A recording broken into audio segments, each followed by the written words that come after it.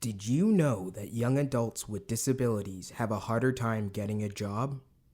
Let's help break down the barriers by taking the Youth Leadership Initiative survey at disabilityfoundation.org/YLI.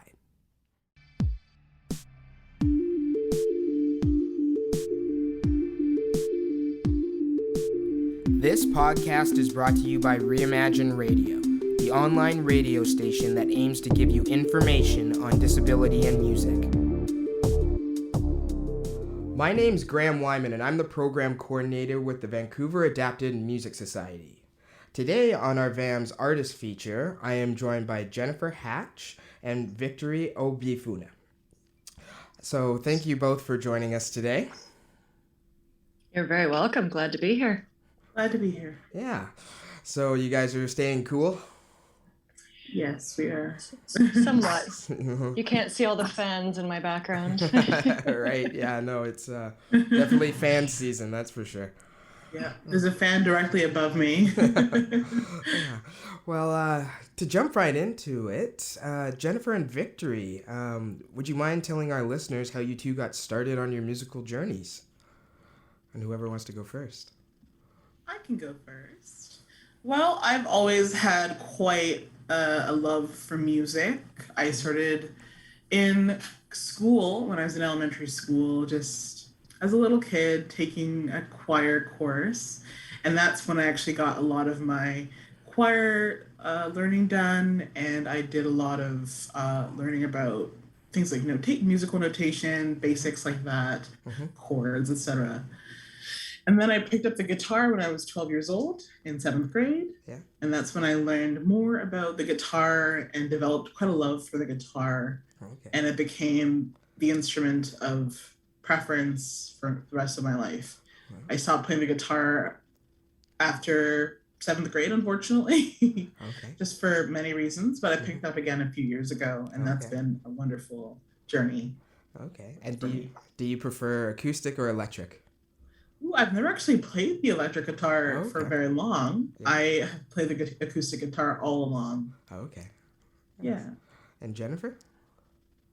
My musical journey. It starts before I started speaking. Okay. Actually, I was singing all along. My first memories were singing along with my parents and the Carpenters and Simon and Garfunkel tracks. Okay. And I'd often be in the kitchen banging away in all the pots and pans. And I've always been very interested in creating sound with an environment. Okay. So as soon as I was able to in kindergarten, I started my choir experience. And I've been involved in choirs of varying degrees for 25 years now. Okay. And throughout my education, I played a number of instruments, primarily wind instruments, started on flute and oboe, and then did some formal classical training in my post-secondary. And essentially at this stage, my musical journey involves anything I can get my hands on. Okay. I have probably 100 instruments all around my apartment, and I love to play and create and be with sound in any way that I can. Is there a new instrument that you've picked up in the last couple of years? Actually, yes. Through COVID, I made quite a large investment, and I bought myself a handpan, Okay. also known as a space drum. Yeah. And that's brought me and my community now when I busk a lot of joy. Oh, that's great. That's great. So, Jennyfer, you talked about your education, and you are a music therapist. I was wondering what drew you into that avenue, and what is it? What are your experiences like working with clients? It's this culmination of all of my education and all of my training and life experience wrapped up in one at this point. And I initially went to school for music performance and for teaching.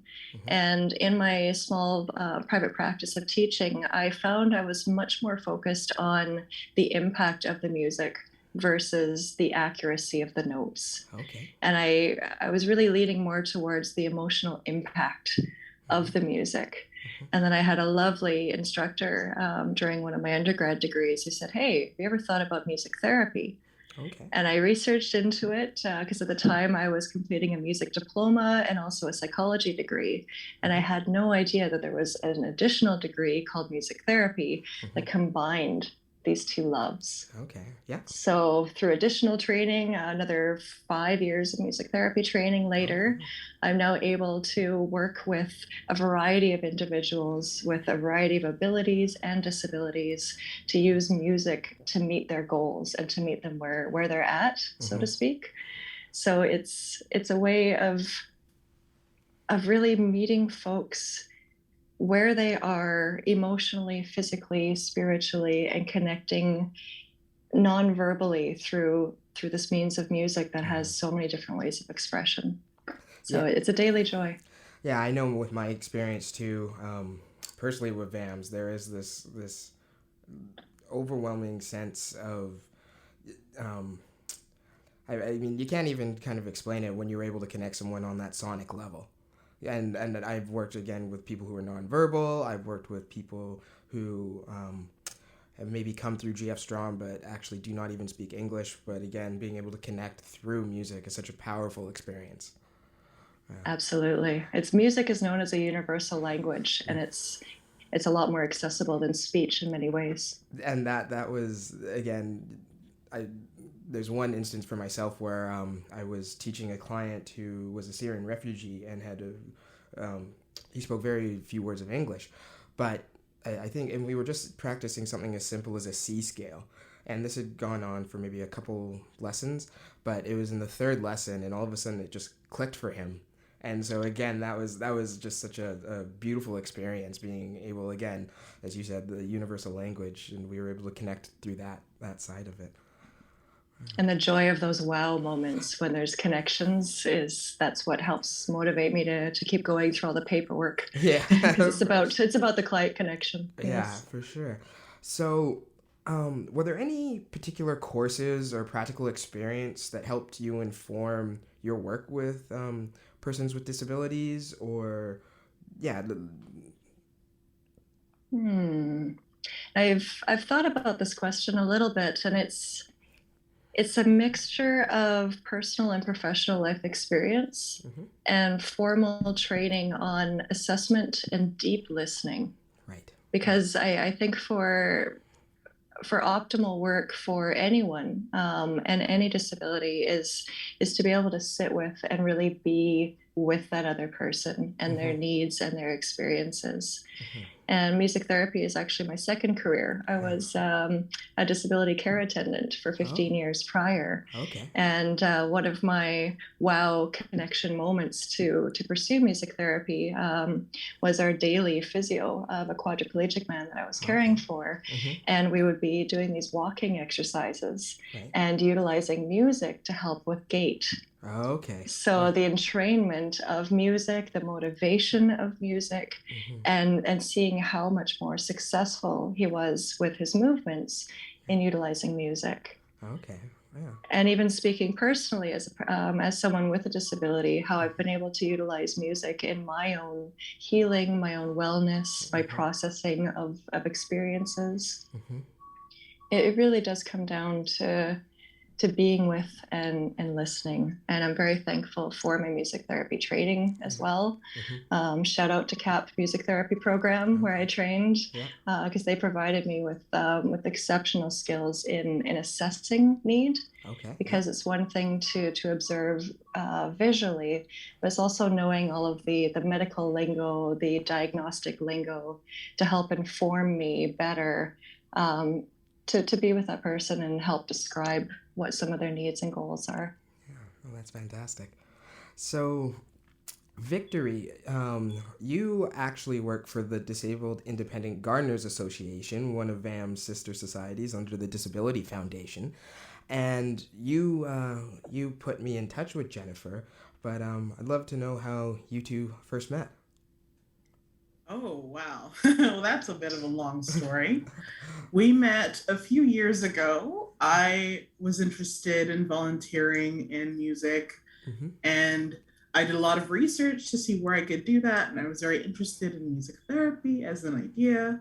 So I contacted the Music Therapy Association of British Columbia to see if I could reach a music therapist or someone involved in music therapy who could help me point in the right direction. And Jennyfer replied, "Thank you for doing that."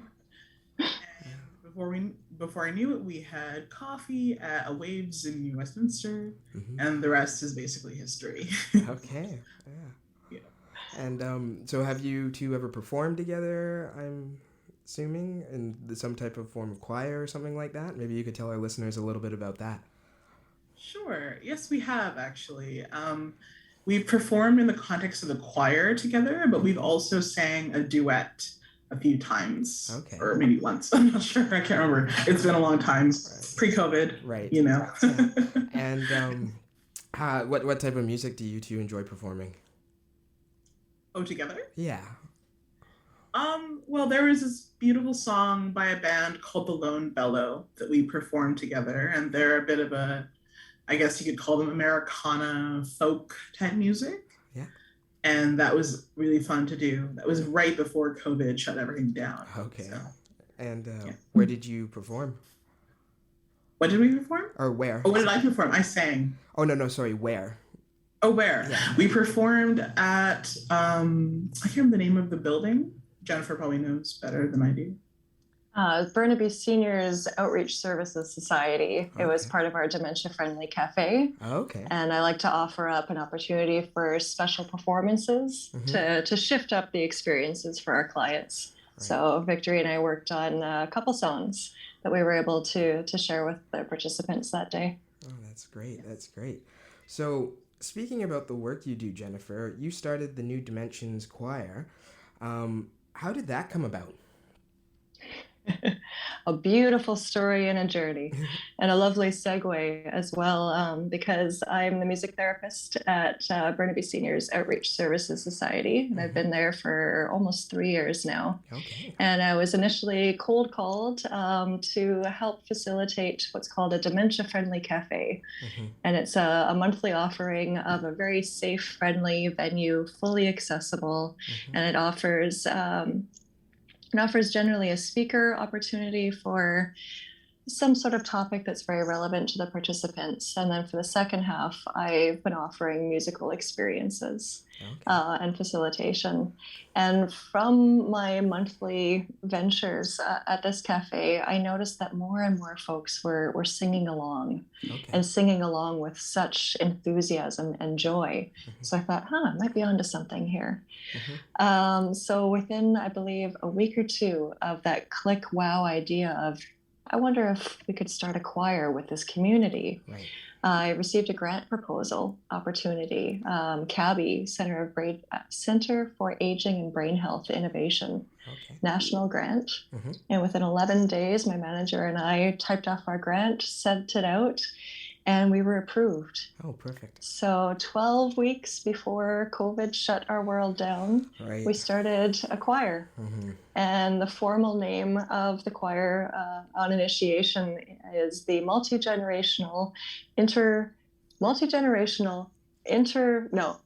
it's such a mouthful, we had to rename ourselves. Multicultural, intergenerational, dementia-friendly community choir. Okay. Right. So we wanted to include so many different aspects of our community, dementia-friendly and intergenerational, and our multicultural community. By second rehearsal, because we're a very, very social, very friendly community, that when we love to laugh a lot. And we had this lovely discussion at the start of our rehearsal saying, our name is too long. We need to rename ourselves. And one of our members decided to write on a napkin with a crayon, I believe, at the time as well, and said the New Dimensions, and slipped it to me as a joke. Okay. And I shared the name with the group, and we took a vote system of, do you like this name? Do you like that name? And the New Dimensions won out, hands down. And we've been called the New Dimensions ever since. Oh, that's great.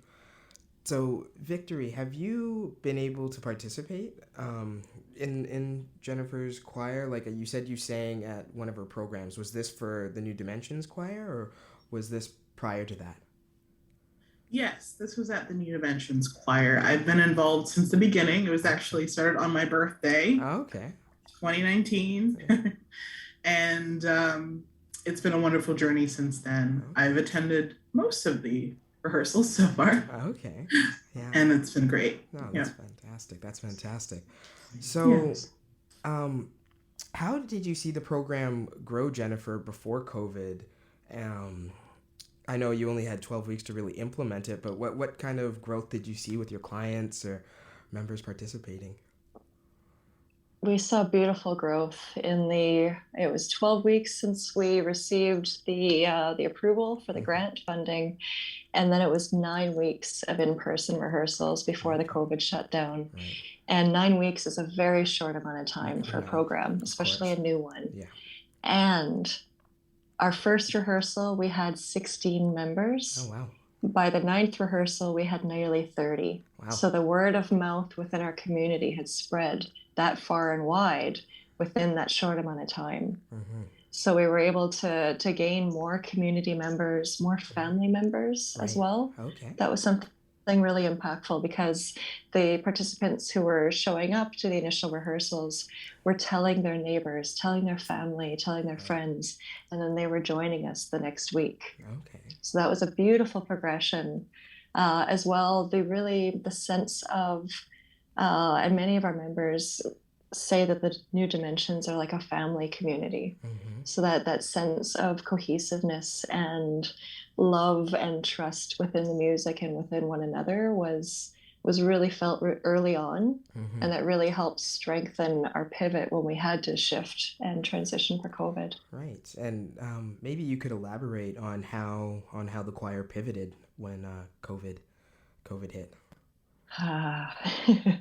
It was quite the transition, to be very honest, as many organizations and programs had to pivot. Mm-hmm. And some of our initial challenges were accessibility, certainly because many of our community members and participants were not comfortable or even familiar or knew of Zoom. Right. Because it took us about 4 weeks to transition to virtual programming because we required staff training. Mm-hmm. I needed to learn as artistic director of the choir, how on earth do I facilitate Zoom? I didn't even know what Zoom was at the start of COVID. So there's a lot of training for our support staff and for ourselves. Mm-hmm. And then it was also creating resource documents and increasing accessibility and communication for our participants. Mm-hmm. And I will say that not all of our participants were able to transition to Zoom, whether it was accessibility or familiarity or comfort. Right. But we were able to retain, I'd say, about 70 to 80% of our participants did transition onto Zoom. Right. And then one of the beautiful elements of our transition, because as many folks know, choir or singing over Zoom technology is very, very different. Mm-hmm. Yes. Yet we've been able to maintain the connection and the social aspects and the supportive aspects as well, because as we're all aware, COVID has created a lot of difficulty and a lot of challenges and a lot of grief. Mm-hmm. And especially supporting folks through dementia journeys and cognitive decline journeys. The last 14 months, there has been a shift in decline and health in many of our participants. So we're able to support those journeys heart to heart through conversation through Zoom, and then to share some songs to help process through the feelings and the emotions. So we sing a lot of thematic songs about sunshine and light and love to help talk about and process everything that we're going through. Yeah, no, and I full-heartedly agree with that sentiment in the sense of, again, I had never known of Zoom before, and our transition, especially, I'm sure it's just like teaching a choir, trying to teach lessons online is not the ideal situation. I finally feel like I cracked the formula in a sense where I found I was giving more tutorials than actual teaching in real time.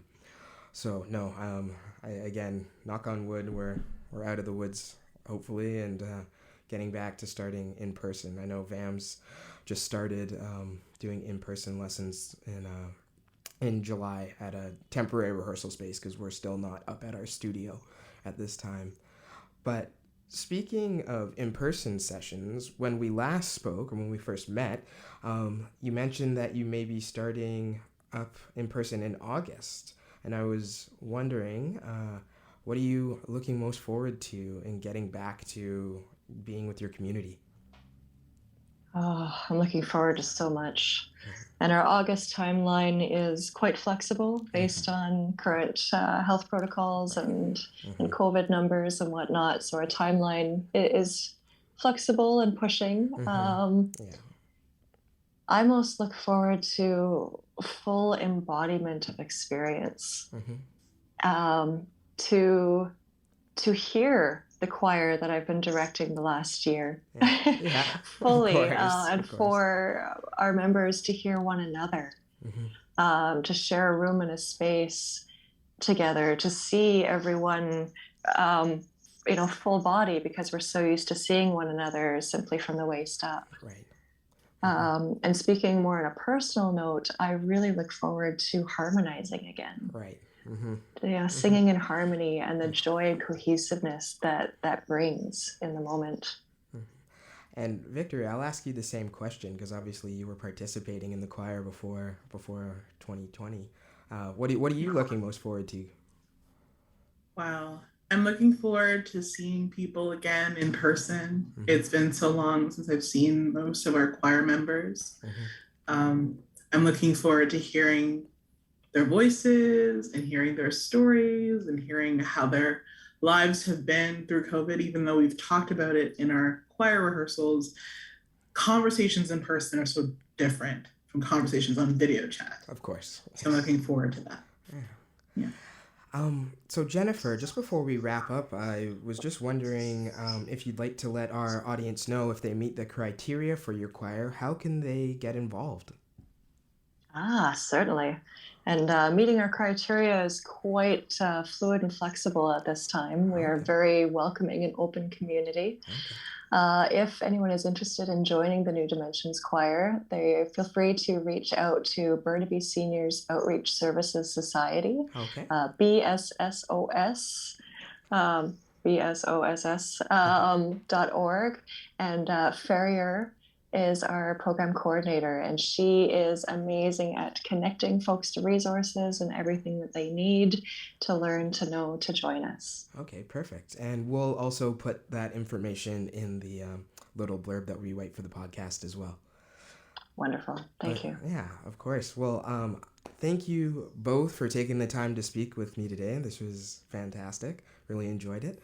And just stay safe. Yes. You're so welcome. Thank you for this opportunity. Of course. And just to thank our VAMS listeners for tuning in today. And for all of you out there, keep that music flowing.